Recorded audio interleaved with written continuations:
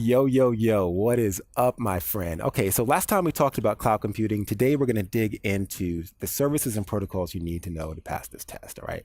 So I've got a lot to cover, and I've actually broken this little talk up into two different sections because there's so much material. So I strongly suggest you bust out your notepad and you start taking notes like a madman, all right? Because I want you to pass this test. So the first thing we're going to talk about is the Simple Network Management Protocol, SNMP, also known as security is not my problem. Because, by the way, that's not on the test. Security is not my problem. But I joked because version 1, it wasn't its problem. Everything was sent in the clear. Passwords weren't encrypted. It was pretty bad. Version 2 and 3, it's more secure. It uses TCP ports 161 and 162. And the way it pretty much works is you install SNMP agent on a device you want to manage. And then when there's an alert, it sends what's known as a trap to a management server. And that's how you can monitor your devices. All right. Now, you also need to know about VPN. If you haven't seen my video on VPN, make sure you click the little video right there. As you can see to my right, your left, I guess. Make sure you click that and look at everything you need to know about VPN. So I'm not going to talk about that. Also, you're going to need to know about IPSec, the Internet Protocol Security Protocol. So make sure you know about that as well, which is also covered in my VPN video.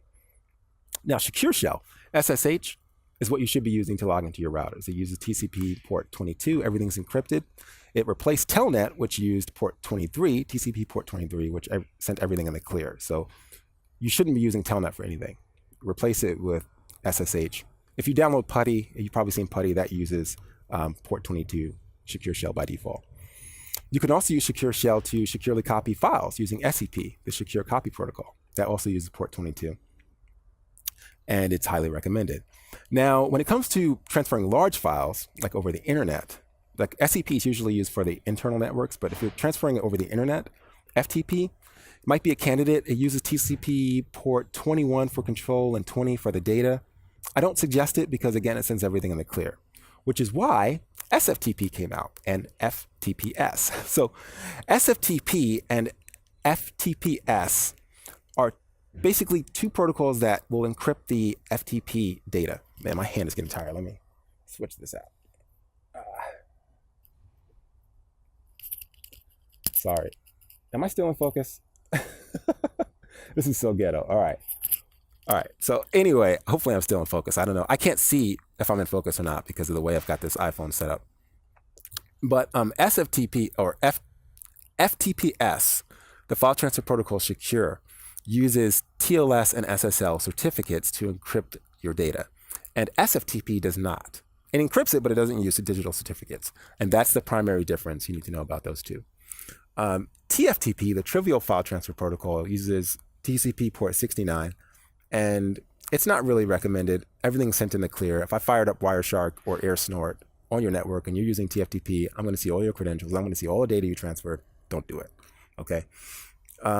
Usually admins will use it to transfer or to upload configuration files to like voice over IP phones, or they'll use it to transfer updates to routers. I still see it in networks these days, but it shouldn't be used at all.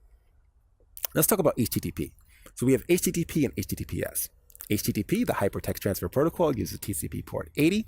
I also call it the Universal Firewall Bypass Protocol because all firewalls will let HTTP right on through, which is great for attackers. But I digress. All right. So HTTPS, the Hypertext Transfer Protocol Secure, uses TLS and SSL certificates. So TLS, the Transport Layer Security, is the newer version of SSL, Secure Sockets Layer. They both use TCP port 443, and basically it encrypts the data stream when it comes to web communication. So if I fired up Wireshark and I started capturing packets, everything would be encrypted. I couldn't discern what the contents of the traffic was without the private key. We'll talk about private key encryption later, but that's all you need to know as far as that's concerned. Am I missing anything? What else? Icmp, the Internet Control Message Protocol. This is what's used by Ping, PathPing, and TracerT. It's a diagnostic tool used by admins to test connectivity. And by default, it should be blocked at your perimeter. It should be blocked at the firewall because a lot of attackers in the reconnaissance phase will use it to enumerate and discover hosts on your LAN. You don't want them doing that from the internet. There's no reason why you should have devices on your LAN responding to pings from the internet. So I suggest you turn it off. But hey, that's just what I'm telling you to do, all right? So that's what you need to know. I think I covered everything I wanted to cover in this video. Yes, I did. So in the next video, we're gonna talk about DNS. We're gonna talk about RDP. If you thought this video was informative, thumb it up. If you have any comments, let me know. Scroll down, leave a comment. I do read the comments. And most importantly, subscribe, because when you subscribe, you'll get these updates into your YouTube as soon as they drop. And I've been dropping them every day on the dot, 8 a.m. Eastern, 7 a.m. Central. You know how to find me. You know what to expect. You're going to pass this test, baby. You're going to pass it, all right? So make sure you subscribe for that reason, all right? So I will see you tomorrow morning, same time, same place. Well, might be a different place, but you know what I mean. All right, see you. Bye.